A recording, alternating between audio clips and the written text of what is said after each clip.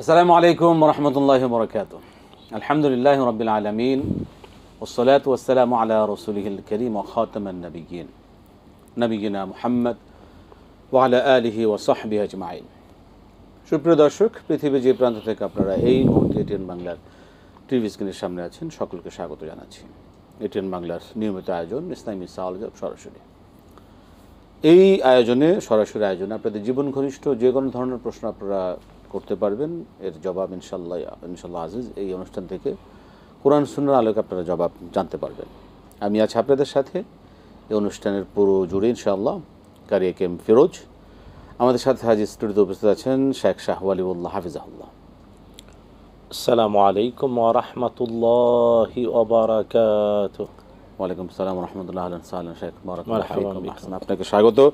আমরা যাব ইনশাআল্লাহ। প্রিয় দর্শক, আপনি আমাদেরকে অবশ্যই একটা বিষয় মনে করে সহযোগিতা করবেন। যারা আমাদের সাথে আয়োজন আপনি যুক্ত হচ্ছেন, কথা বলবেন, সুযোগ পাচ্ছেন, যখন কথা বলবেন অবশ্যই আপনি যে টেলিভিশন আমাদের দেখছেন, আমাদের কথা শুনছেন, আপনি যখন কথা বলবেন অবশ্যই আপনার টেলিভিশন ভলিউমটা কমে আপনি কথা বলুন। এটি অনুরোধ। শুরু করতে যাচ্ছি আজকের আয়োজন। জি বিসমিল্লাহ, কে আছেন দর্শক বলবেন। আসসালামু আলাইকুম। ওয়ালাইকুম সালাম। জি মুহতারাম, ভালো আছেন? আমার শুনতে পাচ্ছেন ভালোভাবে? আলহামদুলিল্লাহ আলহামদুলিল্লাহ, জি শুনছি, বলুন কি প্রশ্ন আপনার। জি, আমার তিনটি প্রশ্ন আছে। আমার প্রথম প্রশ্ন হলো যে এখানে 10 জন নবীর 10টি প্রাণী মানে জান্নাতে যাবে, তার মধ্যে আসহাবের কাবের নাকি কুকুর এরকম একটা বর্ণনা, এইটা নাকি জান্নাতে যাবে। আসলে কথাগুলো হাদিস কোরআন সমর্থিত কিনা, সহি কিনা জানাবেন। আর একটা প্রশ্ন হলো যে উযু ভাঙার কারণ কতগুলো আছে একটু যদি বলতেন। আর জি বুঝতে পেরেছেন? আর জি জি জি জি বলবেন। আর আরেকটা প্রশ্ন হলো যে এখানে আমরা যেটা জানি যে, আচ্ছা আমি ভুলে গেছি, পরে বলবো। আচ্ছা ঠিক আছে, অবশ্যই মনে করে করবেন। ধন্যবাদ আপনাকে। মতন আমরা শুরু করতে পারি আজকের আয়োজন। 10টি প্রাণী জান্নাতে যাবে, আসহাবে কাহফের কথা বলা আছে, সেখানে কুকুরের কথা বলা আছে, এই দিয়ে আমরা শুরু করতে পারি আজকের আয়োজন ইনশাআল্লাহ। আলহামদুলিল্লাহ ওয়াসসালাতু ওয়াসসালামু আলা রাসূলিল্লাহি ওয়া বা'দ। আকুলু ওয়া বিল্লাহি তৌফিক। প্রথম হলো যে আসহাবুল কাহফ, আল্লাহ সুবহানাহু ওয়া তাআলা সূরাতুল কাহফের মধ্যে তাদের ইতিহাস তুলে ধরেছেন। যদিও এই নাজিল হওয়ার কারণ ছিল যে রাসূলুল্লাহ সাল্লাল্লাহু তাআলা আলাইহি ওয়াসাল্লামকে প্রশ্ন করা হয়েছিল এই ব্যাপারে, আর নবী বা রসুল ছাড়া কেউ এর জবাব দিতে পারতেন না। রাসূলুল্লাহ সাল্লাল্লাহু আলাইহি ওয়াসাল্লামের নবুয়তের সত্যতার প্রমাণ হিসেবে আসহাবুল কাহফ এর ঘটনা আল্লাহ তাআলা সূরাতুল কাহফে নাজিল করেছেন। এখানে তাদেরকে পাহারা দেওয়া সেই কুকুরের বর্ণনা এসেছে। হ্যাঁ, ওই কুকুর জান্নাতে যাবে, যেহেতু সে আল্লাহর বান্দা যুবকদেরকে পাহারা দিয়েছে, এই জন্যে ওই তারাও যেমন গুহার আশ্রয় প্রার্থী যুবকরা যেমন জান্নাতি, কুকুরটাও জান্নাতে যাবে বলে বর্ণনা রয়েছে। তবে আপনি যে বলছেন 10টি প্রাণী যাবে, এই বর্ণনা অনেকগুলো সূত্রে, কিছু কিছু বর্ণনা আছে দুর্বল, কিছু আছে অন্তত মানে সত্য বলে বলা খুব কঠিন। তবে হ্যাঁ, আল্লাহ সুবহানাহু ওয়া তাআলা আসহাবুল কাহফের বিবরণ যেভাবে তুলে ধরেছেন এবং কুকুরের যে বিবরণ, হাদিসের বর্ণনায় ওই কুকুরটা জান্নাতে যাবে বলে প্রমাণিত। আমরা প্রশ্ন নিচ্ছি, দর্শক বলবেন। আসসালামু আলাইকুম। আসসালামু আলাইকুম। ওয়ালাইকুম সালাম ওয়া রাহমাতুল্লাহ, বলুন কি প্রশ্ন আপনার। জি, আমার দুইটি প্রশ্ন রয়েছে। জি, প্রথম প্রশ্নটা হচ্ছে যে আপনার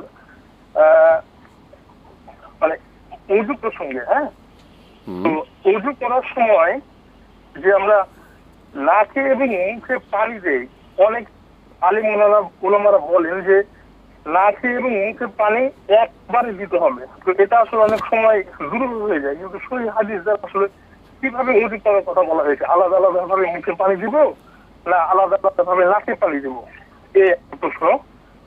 আর প্রত্যেক ফরজ সালাতের পরে আপনার সুবহানাল্লাহ 33 বার, আলহামদুলিল্লাহ 33 বার, এবং অনেকে আল্লাহু আকবারের জায়গাতে কেউ বলে 33 বার, কেউ বলে 34 বার। তো আসলে সঠিক কোনটা, সহিহ হাদিস দ্বারা কোনটা সাব্যস্ত হয়েছে? ধন্যবাদ। ঠিক আছে। অজুর ভঙ্গের কারণগুলো কি কি? দেখুন, অজু ভঙ্গের মৌলিক কারণ হলো যে রাসূলুল্লাহ সাল্লাল্লাহু আলাইহি ওয়াসাল্লাম স্পষ্ট করে জানিয়েছেন যে ব্যক্তি দুই রাস্তা, পেশাব পায়খানার 60টি কথা বলা হয়েছে। হ্যাঁ, মানে পেশাব পায়খানার রাস্তা দিয়ে মৌলিকভাবে এইটা হলো প্রথম, পেশাব পায়খানা রাস্তা দিয়ে কিছু বের হওয়া, রক্ত বের হয়ে গড়িয়ে পড়া, তারপরে মুখ ভর্তি বমি হওয়া, ঘুমিয়ে যাওয়া, তারপরে অজ্ঞান হয়ে যাওয়া, পাগল হয়ে যাওয়া, অজ্ঞান হওয়া এক জিনিস, পাগল হওয়া, অচেতন হয়ে যাওয়া, পাগল হয়ে যাওয়া, এবং নামাজে উচ্চস্বরে হাসলেও নামাজে উচ্চস্বর, এটা হাদিস যদিও কেউ কেউ ইখতিলাফ করেছেন যে হাসলেই কি অজু ভাঙ্গে, তবে আরো একটা বিতর্কের ব্যাপার হলো যে অজু ভঙ্গের কারণের মধ্যে যে যদি কেউ তার লজ্জাস্থান ধরে অজু করার পরে, তাইলে এটা নিয়ে বিতর্ক রয়েছে। আমাদের এই সাবকন্টিনেন্টের উলামারা বলেন না, মানে লজ্জাস্থান টাচ করলেই অজু চলে যায় না, তবে কিছু কিছু উলামারা বলেন যে যেহেতু হাদিস আছে, এটা সেক্ষেত্রে ইচ্ছা অনিচ্ছার বিষয় আছে। যাই হোক, মানে যারা বিতর্কে যারা বলেন যে ভেঙে যায়, তারা আবার এই জিনিসগুলিকে বিবেচনায় নিতে চান না। এই জন্যে আপনি যেভাবে বললেন ৭টা ৮টা বা ৯টা এই ধরনের কারণ আছে অজু ভঙ্গের, তবে মৌলিক কারণ হলো পেশাব পায়খানা করা অথবা বায়ু যাওয়া, মানে এখানেই কারণগুলো একেবারে ক্লিয়ার আর কি। জি, আমরা একটা প্রশ্ন দেব, দর্শক বলবেন। আসসালামু আলাইকুম। ওয়ালাইকুম আসসালাম ওয়া রাহমাতুল্লাহি ওয়া বারাকাতুহু। আমি জানতে চাইতেছি যে ব্যবসা যারা করেন, ব্যবসা যারা করেন, ওদের আমি এক হুজুরের আলেমের বক্তব্য শুনলাম, বললেন যে ব্যবসার ক্ষেত্রে ছোট যে কোনো সময় ছোটখাটো কোনো মিথ্যা কথা বলা যায়, তারপরে বলছে যে দান সাদাকা করলে ওইটা হয়ে যায়, মানে মাপ পাওয়া যায়, এই ধরনের কথাটা বললো। এখানে এমন একটা বক্তব্য শুনলাম, শুনে কিন্তু মনের ভিতরেই হয়, কিন্তু অনেক ব্যবসায়ী এই কথাটা শুনলো যে ব্যবসার ক্ষেত্রে ছোটখাটো মিথ্যা কথা বলা যায় কোনো সময়।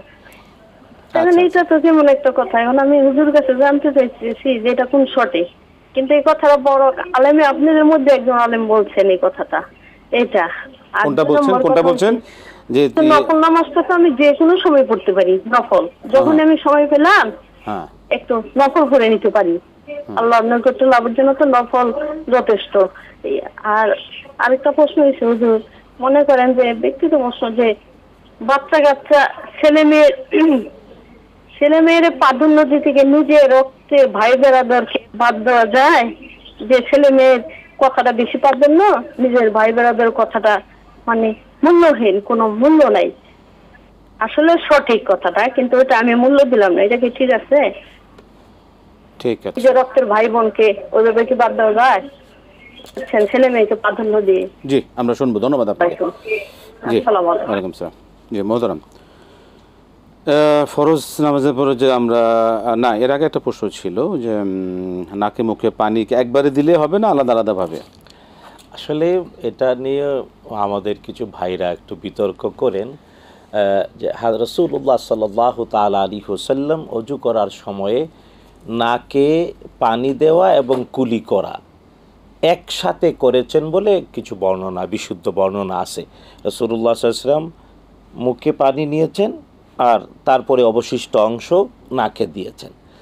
এখন এটা কি পানি স্বল্পতার কারণে এরকম কিছু নাকি না বাস্তবত? কারণ 1450 বছর আগে তো 1450 বছর আগে পানির স্বল্পতা ছিল। এখনো মরুভূমির দেশে পানির প্রসেস করে ব্যবহারের উপযোগী করা অনেক ব্যয়বহুল। তো এখন মূলত এটা নিয়ে বিতর্ক যে মানে হাতের তালুতে পানি নিয়ে কুলি আর নাকে পানি একসাথে না আলাদা আলাদা। মূলত এই বিতর্ক করাটাই বোকামি, আল্লাহ হেদায়েত নসিব করুন। এই বিতর্ক করাটাই বোকামি।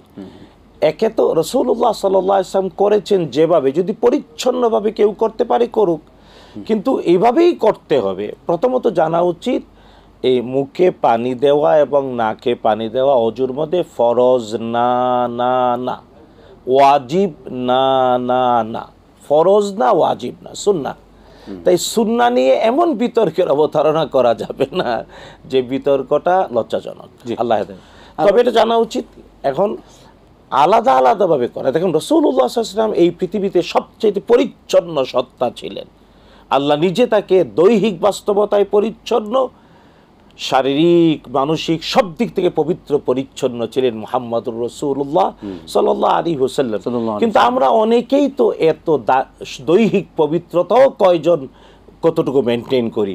অনেকের নাকের লোম বেরিয়ে থাকে, নাকের ময়লা, আল্লাহ মাফ করুক, অপরিচ্ছন্নতা আছে। তো যার এমন অপরিচ্ছন্নতা আছে, নাকে ময়লা আছে, মুখেও ময়লা আছে, একসাথে নাকে মুখে ময়লা দিলে পবিত্র হওয়ার চেয়ে তো না জীবাণু আক্রান্ত হওয়াটা একই জিনিস। অনেকে বলে যে ডান হাতে পানি খেতে হবে, ডান হাতে যখন আমরা খাবার সময় ডান হাতেই পানি খেতে হবে, কিন্তু ডান হাতে তো আমি খাবার নিয়ে তো হাত মেখে থাকি, ওই হাত দিয়ে যদি আমি গ্লাস ধরে যদি আমি পানি খাই, তা গ্লাসটা তো নোংরা হয়ে গেল। এই যে বিষয়গুলোর ক্ষেত্রে ব্যাপার হল, এই জন্য শরীয়ী পরিভাষা হলো ফিকহুল ওয়াকি', মানে যে কোনো ফতোয়া দেওয়ার আগে বাস্তবতা বোঝার যোগ্যতা থাকতে হবে। ফিকহুল ওয়াকি' যে বুঝে না সে বিতর্ক করলে লজ্জাজনক। সেটাই ঠিক ফেক বলি, ইসলাম বলি শুনে সেটা বাস্তবতা বিবর্জিত কোনো বিষয় না। অবশ্যই আমরা আবারও আসবো একটা বিরতির পরে ইনশাআল্লাহ। প্রিয় দর্শক, আপনারা দেখছেন ইসলামী আলোচনা সরাসরি আয়োজন। সময় হলে একটি বিরতি নেবার, ফিরছি বিরতির পর আবার ইনশাআল্লাহ আপনাদের সাথে সরাসরি আয়োজনে। আসসালামু আলাইকুম ওয়া রাহমাতুল্লাহি ওয়া বারাকাতুহু। প্রিয় দর্শক, ফিরে এলাম বিরতির পর ইসলামী আলোচনা সরাসরি আয়োজনে। আমরা বিরতির পর যেই বিষয়টা আপনাদের সামনে উপস্থাপন করতে চাচ্ছি সেটা হচ্ছে যে ফরজের পর যে আমরা যে তাসবিহগুলো পড়ে থাকি সেটা 33 সুবহানাল্লাহ আলহামদুলিল্লাহ আল্লাহু আকবার কি 33 বার 34 বার, এটা আসলে কিভাবে আমরা পড়তে পারি? মূলত বিশুদ্ধ হাদিস দ্বারা প্রমাণিত হলো যে রাসূলুল্লাহ সাল্লাল্লাহু আলাইহি ওয়াসাল্লাম এই তাসবিহটা শিখিয়েছেন ফরজ নামাজের পরে, এমনকি ঘুমের সময়ে। ফরজ নামাজের পরে যদি কেউ পড়ে, রাসূলুল্লাহ সাল্লাল্লাহু আলাইহি ওয়াসাল্লাম এইভাবে শিখিয়েছেন, বুখারী বর্ণনা করেছেন যে কিছু দরিদ্র সাহাবায়ে কেরাম এসে রাসূলুল্লাহ সাল্লাল্লাহু আলাইহি ওয়াসাল্লাম, ইয়া রাসূলুল্লাহ সাল্লাল্লাহু আলাইহি ওয়াসাল্লাম, আল্লাহ তাআলা যাদের ধন সম্পদ দিয়েছেন তারা দান করে, জিহাদ করে, হজ উমরা করে, সব দিক থেকে তারা আগায় গেল, আমরা তো পিছনে, আমরা কিভাবে তাদের সাথে চলবো? রাসূলুল্লাহ সাল্লাল্লাহু আলাইহি ওয়াসাল্লাম বলেন, তাহলে শুনো, প্রত্যেক ফরজ নামাজের শেষে 33 বার সুবহানাল্লাহ, 33 বার আলহামদুলিল্লাহ, 33 বার আল্লাহু আকবার, 100 পূর্ণ হবে লা ইলাহা ইল্লাল্লাহু ওয়াহদাহু লা শারীকা লাহু লাহুল মুলকু ওয়া লাহুল হামদু ওয়া হুয়া আলা কুল্লি শাইইন কাদির। শুধু তাই না, একই বর্ণনায় বিশুদ্ধ হাদিস সনদে প্রমাণিত যে আমরা অনেকে সুবহানাল্লাহ, তারপরে আলহামদুলিল্লাহ, তারপরে আল্লাহু আকবার বলি, কিন্তু এটাও প্রমাণিত একসাথে পড়া সুবহানাল্লাহ, আলহামদুলিল্লাহ, আল্লাহু আকবার 33 বার করে 33 বার পড়ে না। এবং এটা খুব সহজ, নাইলে অনেকে সুবহানাল্লাহ সুবহানাল্লাহ সুবহানাল্লাহ পড়তে সবে পরে উচ্চারণ আর সঠিক থাকে না, আলহামদুলিল্লাহ পরে আল্লাহ আকবার, কোনোটাই আর এত ফাস্ট হয় উচ্চারণ সঠিক থাকে না। বরং একসাথে সুবহানাল্লাহ আলহামদুলিল্লাহ আল্লাহু আকবার, সুবহানাল্লাহ আলহামদুলিল্লাহ আল্লাহু আকবার বললে উচ্চারণটা দুইভাবে পড়া যাবে। তো হ্যাঁ, দুইভাবে, কিন্তু উচ্চারণ সঠিক করে পড়তে হবে। আর 3 তাসবিহ 33 33 33 99 হবে, 100 পূর্ণ হবে লা ইলাহা ইল্লাল্লাহ ওয়াহদাহু লা শারীকা লাহু লাহুল মুলকু ওয়া লাহুল হামদু ওয়া হুয়া আলা কুল্লি শাইইন কাদির। আর এই আমল যে করে তাকে কবুল হজ এবং উমরার সওয়াব দেয়া হয়, রাসূলুল্লাহ সাল্লাল্লাহু আলাইহি ওয়াসাল্লাম বলেন, ফরজ নামাজের পরে। আর ঘুমের সময়ে বালিশে মাথা রেখে ঘুমাতে গিয়ে এই তাসবিহ পড়তে হয় 33 বার সুবহানাল্লাহ, 33 বার আলহামদুলিল্লাহ, আর 34 বার আল্লাহু আকবার। এটা তো ঘুম ভালো হয় না, ঘুমও তারা। ব্যাপার হলো ঘুম এবং নামাজের পার্থক্য এই তাসবিহর। নামাজের পরে সব 33 33 33 99, আর 100 লা ইলাহা ইল্লাল্লাহ ওয়াহদাহু লা শারীকা লাহু লাহুল মুলকু ওয়া লাহুল হামদু ওয়া হুয়া আলা কুল্লি শাইইন কাদির। আর ঘুমের সময়ে 33 বার সুবহানাল্লাহ, 33 বার আল্লাহু আকবার আলহামদুলিল্লাহ, আর 34 বার আল্লাহু আকবার। জি, আমরা একটা প্রশ্ন যাব, দর্শক বলবেন। আসসালামু আলাইকুম। আসসালামু আলাইকুম হুজুর। ওয়ালাইকুম সালাম ওয়া রাহমাতুল্লাহ। আমি মাসুম, কুমিল্লা ধর্মপুর থেকে। জি মাসুম সাহেব, অনেকদিন পরে আপনি বলুন। দুটি প্রশ্ন। প্রথম প্রশ্নটি হলো যে দলিল কোরআন থেকে সূরা মাইদা আয়াত নম্বর 82 অধ্যায় 5, সূরা মাইদা আয়াত নম্বর 82, এতে বলা যে মুসলমানদের সবচেয়ে বড় শত্রু হলো ইহুদিরা আর সবচেয়ে কাছের হলো খ্রিস্টানরা। মুসলমানদের সবচেয়ে বড় শত্রু হলো ইহুদিরা, সবচেয়ে কাছের হলো খ্রিস্টানরা। এর মানে কি কোরআন কি বলতেছে আমাদেরকে? আর দ্বিতীয় প্রশ্নটি হলো যে তিরমিজি শরীফ হাদিস নম্বর 59 পৃষ্ঠা প্রথম খণ্ড, তিরমিজি শরীফ 59 পৃষ্ঠা প্রথম খণ্ড বলা হয়েছে যে মুহাম্মদ সাল্লাল্লাহু আলাইহি সাল্লামের একদল সাহাবী নাভির নিচে হাত বাঁধতেন, একদল নাভির উপরে, একদল নাভির নিচে, একদল নাভির উপরে হাত বাঁধে। তিরমিজি শরীফ হাদিস নম্বর পৃষ্ঠা নম্বর 59 পৃষ্ঠা। ঠিক আছে, হ্যাঁ। প্রথম খণ্ড। এই হাদিসটা সম্পর্কে জানতে চাই। আসসালামু আলাইকুম। রাহমাতুল্লাহ। ব্যবসা বাণিজ্য যারা করেন তারা ছোটোখাটো মিথ্যা কথা তাদের জন্য বলা জায়েজ এবং সেগুলো দান সদকা করলে মাফ হয়ে যায়। আসলে মানে আমাদের বোন যেভাবে প্রশ্ন করেছেন বা আমাদের যে আলেম যে ভাই যেই বলেছেন না কেন, উপস্থাপনাটা সঠিক হয় নাই। মূলত হাদিস আছে ব্যবসায়ীরা ব্যবসা করতে গিয়ে যদি কখনো ভুল ত্রুটি করে তাইলে দান অনিচ্ছায়, তাইলে দান সদকার দ্বারা ওই ভুলগুলো আল্লাহ ক্ষমা করে। এই জন্য ব্যবসায়ীদেরকে সৎ ব্যবসায়ী, এই জন্য ব্যবসায়ীদেরকে দান করতে যাকাত তো অবশ্যই দেবে, যাকাত অবশ্যই দেবে। যাকাতের বাহিরে সাধারণ হালাল উপার্জন থেকে দান করতে উদ্বুদ্ধ করা হয়েছে, কারণ ওই দানের দ্বারা ছোট অপরাধগুলো ক্ষমা করে দেবেন। যে কারণে আল্লাহ বলছেন ইউকাফির আনকুম সাইয়্যাতিকুম, মানে সাইয়্যাত মানে ছোটগুলা, ছোট গুনাহগুলো অটু আল্লাহ তাআলা পাল্টে দেবেন নেকিতে যদি কেউ দান করে। উদ্বুদ্ধ করা হয়েছে দানের দিকে, কিন্তু তার মানে এই না সেটাকে ঘুরে সরাসরি মিথ্যার দিকে নিয়ে যাওয়া। ব্যবসা করতে গেলে মিথ্যা বলা জায়েজ না, এটা কথা, এটা কোনোভাবেই বলা উচিত না। আল্লাহ হেদায়েত নসিব করুন। কথাকে বিকৃত করা হয়েছে বলবো আমরা পরবর্তী প্রশ্নে যাব। দর্শককে আছেন, বলবেন। আসসালামু আলাইকুম। আসসালামু আলাইকুম। ওয়ালাইকুম সালাম। আমি মোহাম্মদ রিয়াজুল হক বলছি সামনে থেকে। বলবেন। আমি ইসলামিক জবাব অংশ একটা প্রশ্ন ছিল আমার। জি বলুন, আমরা শুনছি আপনার কথা। যে অনেকটা একটু দিন কান্দি। জি, ইসলামী সওয়াল জবাব থেকে আপনার সাথে সরাসরি কথা বলছি। বলুন কি প্রশ্ন আপনার? যে আমার বলুন। জি, আমি মোহাম্মদ রিয়াজুল হক বলছি আদালত থেকে। জি রাজুল হক সাহেব বলুন। আমার প্রশ্ন হচ্ছে, আমরা যে বড়শি দিয়ে মাছ মারি, মাছ শিকার করি, ওটা কেঁচো দিয়ে মারি, অনেক সময় পিঁপড়ার ডিম দিয়ে মারি, এটা আসলে কতটুকু বৈধ বা কতটুকু হাওয়া সিদ্ধ? বড়শি দিয়ে আমরা কেঁচো দিয়ে মাছ মারি এবং পিঁপড়ার ডিম দিয়ে মাছ মারি। কিসের ডিম দিয়ে? আমার বড়শি দিয়ে যেমন মাছ শিকার করি। জি ঠিক আছে। আমি কেঁচো দিয়ে গাঁথি এবং অংশ পিঁপড়ার ডিম দিয়ে গাঁথি, জ্যান্ত পিঁপড়ার ডিম এবং জ্যান্ত কেঁচো, এটা কতটুকু হালাল সিদ্ধ? আমার একটাই প্রশ্ন। ধন্যবাদ। জীবন ঘনিষ্ঠ প্রশ্ন, আমরা শুনবো ইনশাল্লাহ। প্রশ্ন হচ্ছে নফল নামাজ নিয়ে কি একটা প্রশ্ন করেছিলেন। জি, নফল সালাত এর দ্বারা আল্লাহ তাআলার নৈকট্য অর্জন করা যায়। নফল যে কোনো ইবাদতের দ্বারাই বান্দা আল্লাহ সুবহানাহু ওয়া তাআলার নৈকট্য অর্জন করে, তাই ফরজ আদায়ের পর নফল করতে হবে। এই ক্ষেত্রে আবু বকর সিদ্দিক রাদিয়াল্লাহু তাআলা বিখ্যাত একটা উক্তি আছে, আল্লাহ তাআলা ওই ব্যক্তির নফল কবুল করেন না যে ফরজ ঠিকমতো আদায় করে না।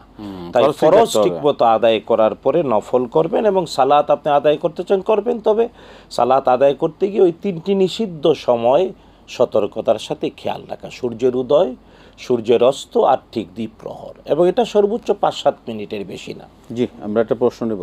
আসসালামু আলাইকুম। ওয়ালাইকুম আসসালাম ওয়া রাহমাতুল্লাহি ওয়া বারাকাতুহু। জি বলুন কি প্রশ্ন? হুজুর, আমার ওই মাইকে যখন আমাদের আজান হয় তখন আপনাদের কথা শোনার সময় আমি কি কথাগুলো শুনবো না মাইকের আজানের উত্তর দেব? আজান শুনবেন না আপনি আমাদের এই টিভি প্রোগ্রাম দেখবেন। আল্লাহ সুবহানাহু ওয়া তাআলা আমাদের যে ভাগ করে দিয়েছেন, যা যা বলেছেন, তার থেকে আমি যদি বলি যে আমরা 50-50 চাই, আমি চাই তা এই বেশি করে, আমি কি মানুষের মধ্যে গণ্য হবো না মানুষ থাকবো? কি আবার বলবেন প্রশ্নটা? কি বললেন? আল্লাহ সুবহানাহু ওয়া তাআলা আমাদের তো মেয়েদের জায়গা নিয়ম কানুন বলেছেন যে এই কাজ তোমাদের, এই তোমরা পাবা, এই আল্লাহ বলে দিচ্ছেন। আমি যদি এখন বলি যে না আমি অর্ধেক পাবো, এই করবো, তা আমি কি তখন মানুষের মধ্যে গণ্য হবো? মানুষ থাকবো? ঠিক আছে, মানুষ হিসেবে ঠিক আছে। ধন্যবাদ, আমরা শুনবো আপনার বিষয়ে। আমাদের বিরতির পরে ইনশাআল্লাহ। মোহতারাম, আমাদের একটা বিরতি নিতে হচ্ছে। প্রিয় দর্শক, আপনারা দেখছেন ইসলামী সওয়াল জবাব সরাসরি আয়োজন। সময় হলে আবারও বিরতি নেবার, ফিরছি বিরতি পর আবার ইনশাআল্লাহ আপনাদের সাথে সরাসরি আয়োজনে। আসসালামু আলাইকুম রহমতুল্লাহ বরকাত। প্রিয় দর্শক, ফিরে এলাম বিরতির পর ইসলামী সালাদ সরাসরি আয়োজনে। আমরা যে বিষয়টা শুনছিলাম মোহতারাম, ছেলেমেয়েদের ছেলেমেয়ের জন্য ভাই বোনদেরকে কি কোনো কারণে অগ্রাহ্য করে তাদেরকে কিছুটা কম প্রায়োরিটি দিয়ে ছেলেমেয়েদেরকে প্রাধান্য দেওয়া, এই যে একটা তারতম্য করে, এটা কি ঠিক আছে? ব্যাপারটা হলো এখানে প্রাধান্যের বিষয় না, তো প্রত্যেকেরই অধিকার স্পষ্ট, যার যা প্রাপ্য তা দিয়ে দেবেন। এবং আপনার নিজের ভাই বোন, ওরা তো ভাই বোনই, আর ছেলে মেয়েও ছেলে মেয়ে, তো জেনে রাখা উচিত প্রত্যেকের নিজস্ব অধিকার আছে, প্রত্যেকেরই কত প্রাপ্য অবস্থান অধিকার তা ক্লিয়ার। সেটাই, তাই কারো উপরে কারো প্রাধান্য দেওয়ার দরকার নেই। তো সেটাই সত্য, ন্যায় আর কল্যাণের উপরে থাকলে সবার অধিকার ঠিকমতো দেয়া যায়, এবং এটাই উচিত।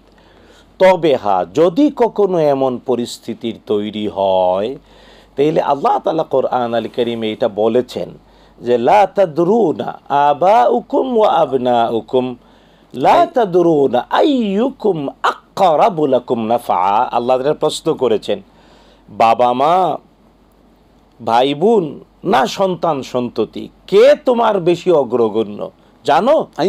হ্যাঁ, এই প্রশ্ন দিয়ে মূলত তাফসীর ইবনে কাসির এবং আরো অনেক তাফসীর বলেছেন, মূলত যদি এমন বাস্তবতা তৈরি হয়, আসল এবং শাখা প্রশাখা, মানে আমার আসল হলো আমার বাবা মা, এবং আমার আসল থেকে বের হওয়া হলো ভাই বোন, আর এরপরে আমার থেকে বের হওয়া আমার সন্তান সন্ততি।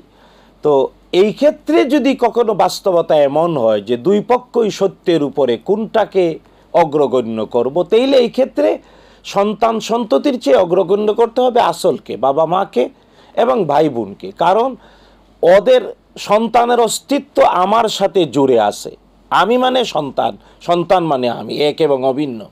কিন্তু বাবা মা না থাকলে খুঁজে পাওয়া যাবে না, ভাই বোন না থাকলে আর খুঁজে পাওয়া যাবে না, সন্তান হয়তো ভবিষ্যতে পাওয়া যাবে। এই জন্যে যদি একই সমান্তরাল বাস্তবতায় দুই পক্ষের কোনো একটিকে গ্রহণ করতে হয়, তাহলে কি হতো? অগ্রগণ্য করতে হবে পিতামাতাকে, ভাই বোনকে।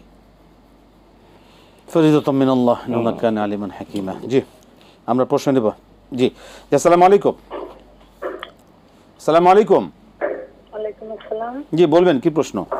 জি, আমার হুজুরের কাছে প্রশ্ন ছিল, মানে আমার সংসারে অনেক অশান্তি, মানে আমার ছেলে বিয়ে করাইছি, ছেলের বয়স হচ্ছে 30-35, এখনো কোনো চাকরি বাকরি করে না, সারাদিন শুয়ে থাকে, রাত ভরা মোবাইল টিপে, কোনো চাকরি বাকরি খুঁজে না। এখন ওর আব্বা মানে খাওয়া দাওয়া দিছে, রান্না বাড়া, ছেলেরে বলে লাথি মেরে বের করে দিতে। এখন আমি কি করব? ওই যে টিভিতে যে দেখায়, মানে ওই যে আমের মাধ্যমে তাবিজ মানে কি কি করে, ওইটা কি করা কি জায়েজ আছে? আমি কি ওইটা কি করতে পারবো? আমার কি এর জন্য পাপ হবে? ঠিক আছে, ধন্যবাদ। আমরা শুনবো আপনার বিষয়ে পরামর্শ। আল্লাহ আপনাকে শান্তি। জি জি জি, আমরা আপনার প্রশ্ন নিয়েছি, ধন্যবাদ আপনাকে। আপনি কি আমল করতে পারেন বা কি এর কি ব্যাখ্যা রয়েছে আমরা শুনবো। আল্লাহ আপনাকে শান্তিতে রাখুন, ধন্যবাদ আপনার। মোহতারাম, যে প্রশ্নটা হচ্ছে, সামনে আর কদিন পর কোরবানি আলহামদুলিল্লাহ আসতেছে, আমাদের সামনে আসন্ন। এই কোরবানিতে যে আমরা গোশত নিয়ে যে 3টে ভাগের কথা বলা হয়ে থাকে, এক ভাগ নিজে, এক ভাগ আত্মীয় স্বজন, এক ভাগ গরিব মিসকিনকে, এই যে 3টে ভাগ, এটা কোরআন সুন্নাহ দ্বারা কতটুকু সমর্থ হয়? এটা কি করতে হবে? আসলে কি 3টা ভাগই কি মানে বাধ্যতামূলক কিনা? না, দেখুন, কোরআন আল কারীমে আল্লাহ সুবহানাহু ওয়া তাআলা 3টা ভাগ করার ইঙ্গিত দিয়েছেন। এই জন্য এটা মুস্তাহাব, এটা ফরজ নয়, ওয়াজিব নয়। আল্লাহ তাআলা বলেছেন ফাইদা ওয়াজাবাত জুনুবুহা, জবাই করার পর পশু যখন নিথর নিস্তব্ধ হয়ে গেল, ফাকুলু মিনহা, নিজে খাও, ওয়া আতইবুল কানিআ ওয়াল মুতার, আর খাওয়াও যে হাত পেতে চায় তাকে, আর যে চায় না তাকেও। তার মানে নিজে খাওয়া, যারা ভিক্ষা করে দরিদ্র তাদেরকে দেওয়া, আর যারা কখনো চায় না আত্মীয় স্বজন তাদেরকেও দেওয়া। এই আয়াতের ভিত্তিতে রাসূলুল্লাহ সাল্লাল্লাহু আলাইহি ওয়াসাল্লাম, এটা সুন্নাহ, আমাদের জন্য মুস্তাহাব, সুন্নায় প্রমাণিত ভালো কাজ। কোরবানি করার পরে কোরবানির গোশতটা 3টা ভাগ করে, একটা নিজে, আর একটা দরিদ্র, আর একটা আত্মীয় স্বজনকে দেয়া। কিন্তু কেউ যদি এটা না করে, তার কোনো গুনাহ হবে না, হবে না, হবে না। বাস্তবতাটা হলো, আমাদের দেশে এখন হয়তো অনেক লোকজন 7 অংশ মিলে একটা গরু দেন, অথবা হয়তো একটা ছাগল দিচ্ছেন পরিবারের পক্ষ থেকে, তো ওখানে কতটুকু গোশত হয় তা যদি আবার 3 ভাগ করে দিতে হয়, হয়তো নিজেরাও একটু আল্লাহর উপহার খেতে পারেন না। এই জন্য অনেকেই প্রশ্নটা করেন। তবে যাদেরকে আল্লাহ সামর্থ্য দিয়েছেন, অনেক গরু দিতে পারেন বা অনেক বড় গরু দিচ্ছেন, নিজের পরিবারের জন্যও রাখবেন, আত্মীয় স্বজন অসহায় তাদেরকেও বলবেন না। মূল ব্যাপারটা হলো এটা মুস্তাহাব, এটা ফরজ না, ওয়াজিব না। কিন্তু এটা একবারে উঠিয়ে ফেলা সমাজে যেটা করাই যাবে না, এটাও আমরা বলবো না। আমরা বলবো দরিদ্রদের অধিকার আছে, আর যারা চায় না আপনজন তাদেরও আত্মীয়তার সম্পর্ক রক্ষায় কোরবানির গোশত দেওয়া, এটা আল্লাহর হাদিয়া বন্টন করা, এর দ্বারা ভালোবাসা তৈরি হয়। আমরা প্রশ্ন নিতে পারি একটা? জি, দর্শক বলবেন। আসসালামু আলাইকুম। ওয়ালাইকুম সালাম। বলবেন। জি জি। ওই হুজুরি মানে আমার একটা প্রশ্ন ছিল, প্রশ্নটা একটু বড়ই হয়ে যায়, একটু বলি। আমরা হলো 3 বোন 2 ভাই। আমার বাবা নেই, একটা সম্পত্তি আমার বাবার কিলা যে পাই। আমার একটা প্রতিবন্ধী বোন আছে, ওই বোনটা আর কি হয়েছে অন্ধ, প্রতিবন্ধী আর কি। তাই ওনার একটা অংশ আছে না, তাই আমার 2 ভাই আছে, আমার মাকে কেউ খাওয়াইতো না, আমি খাওয়াইতাম। এখন আমার ওই মার সম্পত্তিতে আমার ভাইকে দিয়ে দিছে, আর আমার ওই প্রতিবন্ধী বোনটা আছে, ওই ওনার সম্পত্তিতে মানে আমাকে দিচ্ছে, কিন্তু এটা আমার ভাইরা জানে না। এখন এই সম্পত্তিতে আমার বোনের কাছ থেকে আমি খাওয়াই, কিন্তু এটা কি আমার গুনাহ হয়েছে?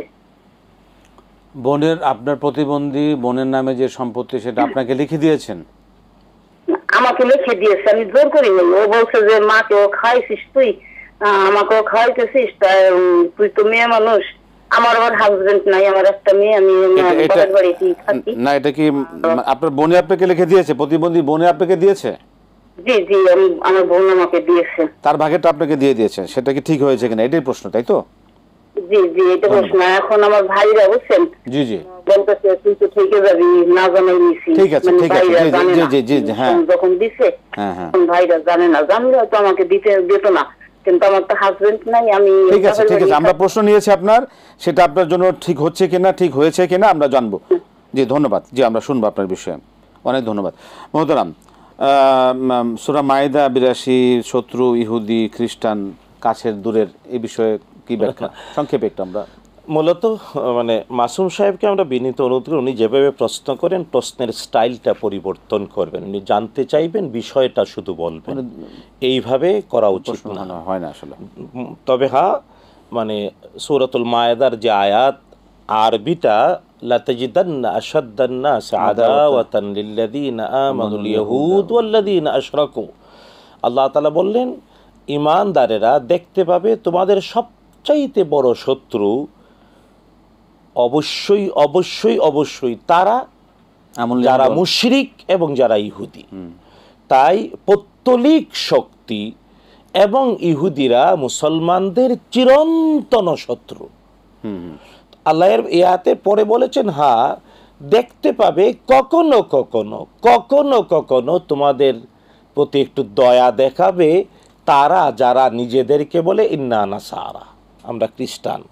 পৃথিবীতে এটা বাস্তব, খ্রিস্টানরা কখনো কখনো মুসলমানদের অনুকূলে সবসময় চিরন্তন শত্রুতা হয়তো করছে না, কিন্তু যদিও এরাও শত্রু বটে।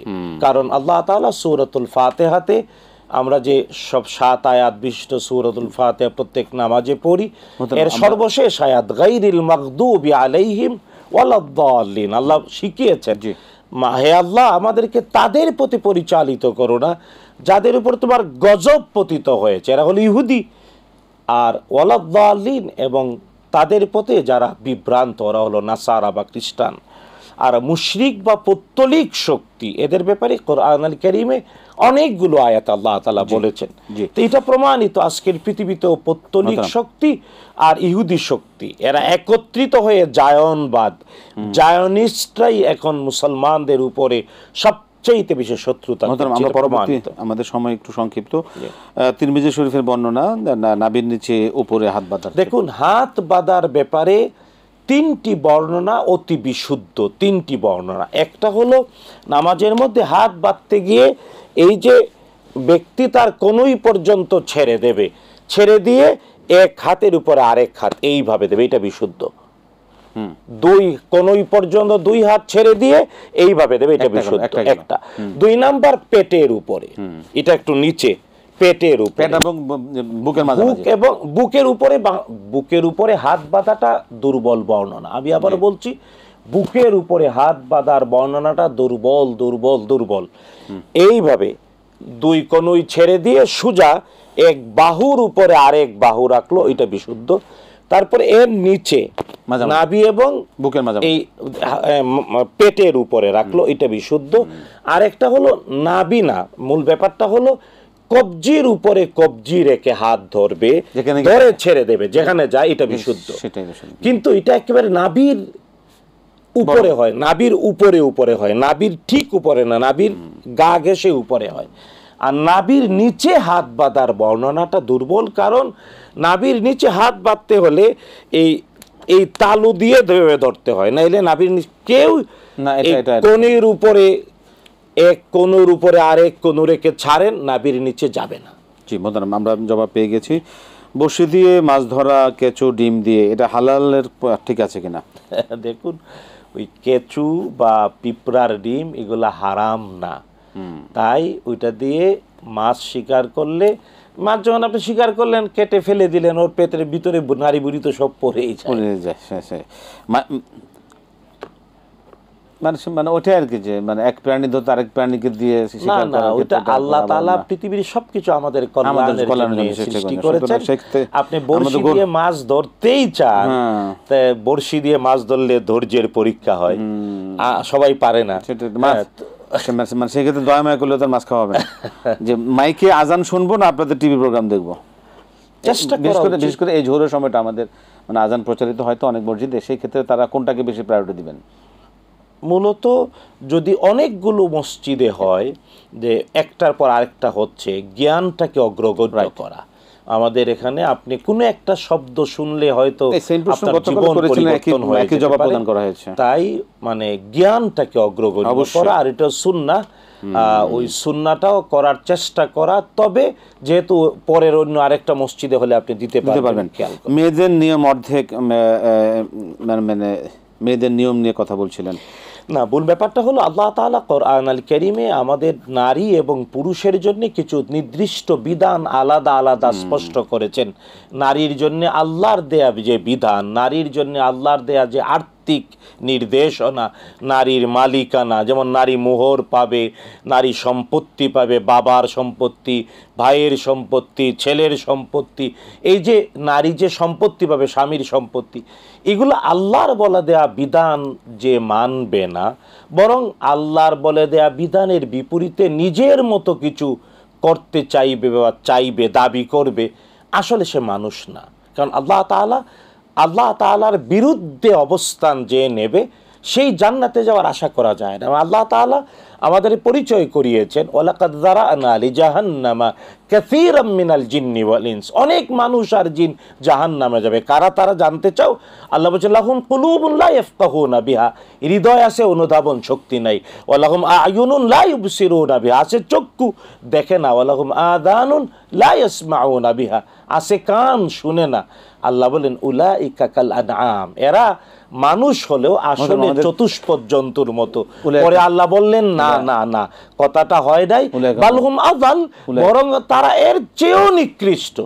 বাস্তবে তাই আল্লাহর দেয়া বিধানের বিপরীতে উচ্চকিত আওয়াজে যে কথা বলে, সে কুকুর, বিড়াল, ইতর প্রাণীর চেয়ে নিকৃষ্ট। নাউযুবিল্লাহ মিন যালিক। আমাদের শেষ 1 মিনিটে 2টা প্রশ্ন শুনতে হবে।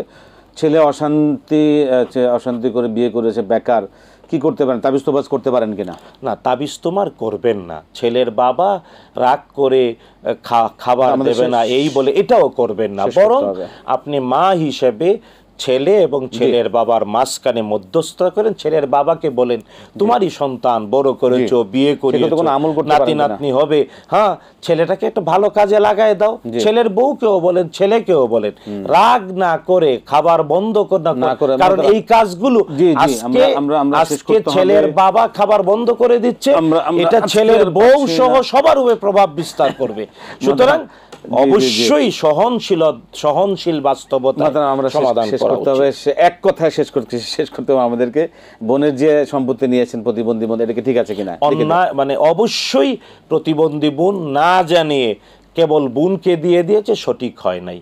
উচিত সে তার টোটাল সম্পত্তির হতে পারে কিছু অংশ বোনকে দিল, সবটা দিয়ে দেয়া অপরাধ। সে তার ভাইদেরকে মাহরুম করার জন্য করেছে।